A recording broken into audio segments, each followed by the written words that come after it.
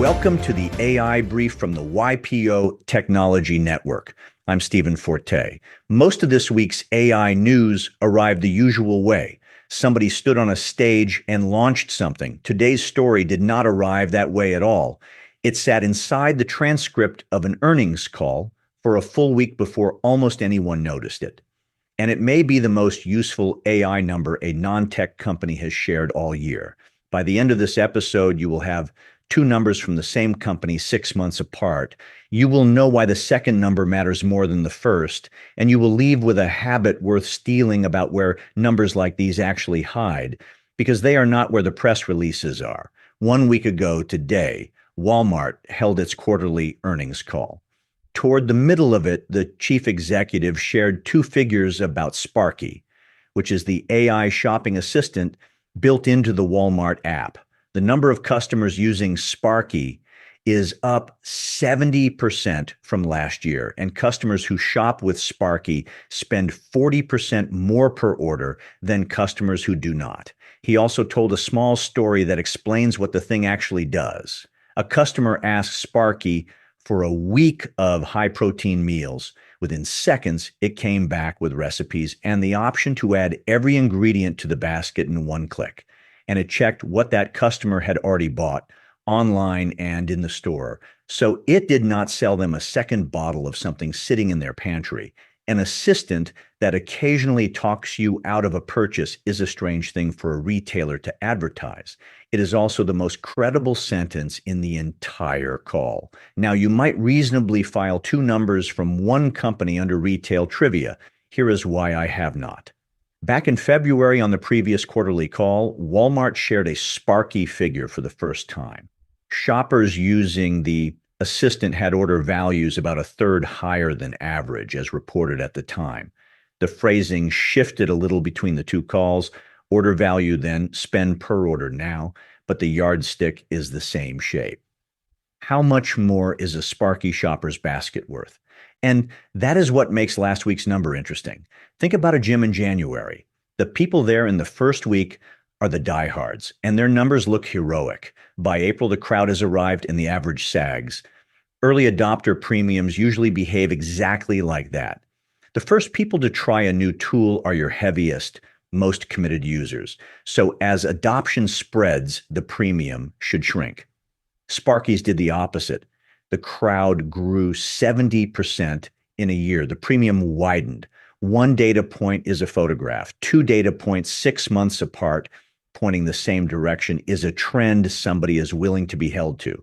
Now for the caution, because this episode does not work without it.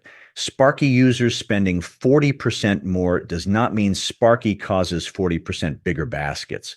Your most loyal customers are the likeliest to try your newest feature.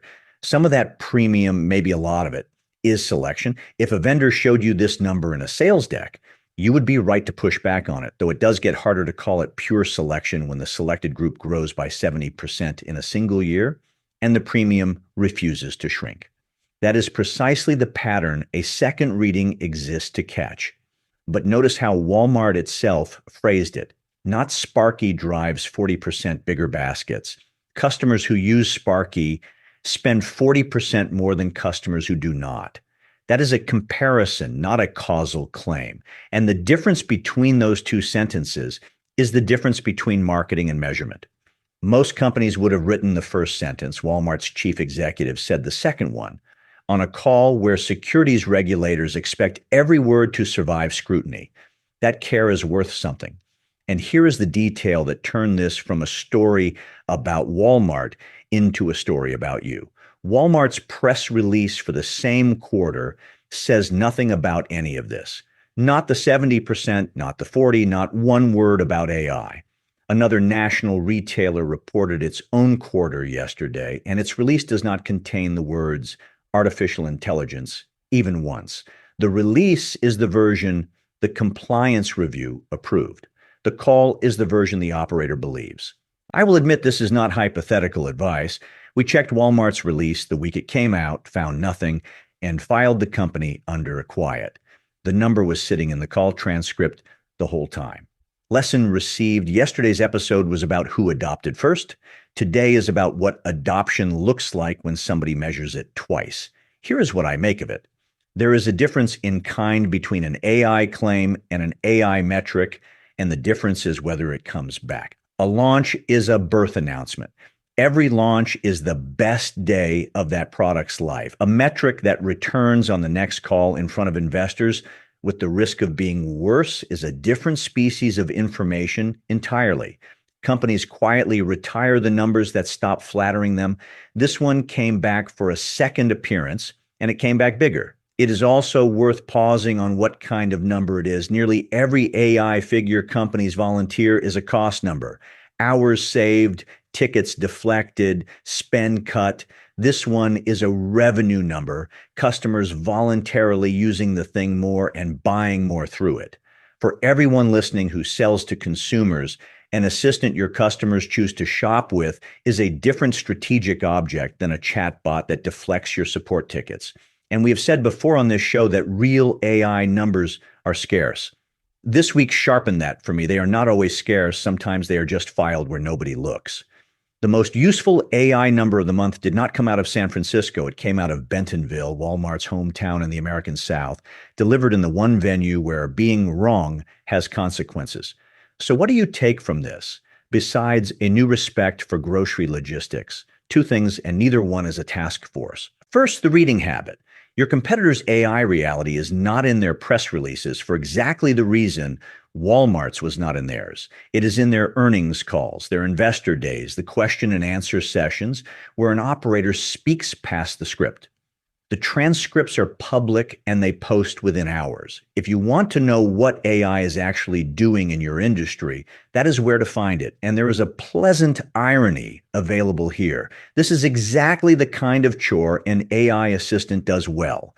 Hand it the last two calls from each of your competitors and ask for every number an operator said twice. Second, the measurement habit. And this is the one I would carry into the boardroom. If I were assembling my next board update, I would trade 10 launch slides for 1 second reading. One number reported twice beats 10 numbers reported once. And if the second reading embarrasses you, that is the cheapest price you will ever pay for that information. Which brings me to the mirror, because this episode is really a question wearing a story as a coat. Everyone listening has an AI initiative with a launch date. Very few have an AI metric with a second reading. So what is your Sparky number? The one measure of your AI work you would be willing to put in front of your board twice 6 months apart without knowing in advance whether the second reading flatters you. You do not have to publish it. The discipline works just as well as a private habit. The point is to pick a number you cannot quietly retire when it stops cooperating. Walmart's answer fit in a single sentence, not because the technology is simple, because the measurement is. And if you want somewhere to start, steal the habit from the assistant itself before it puts anything new in the basket. It checks what is already in the pantry.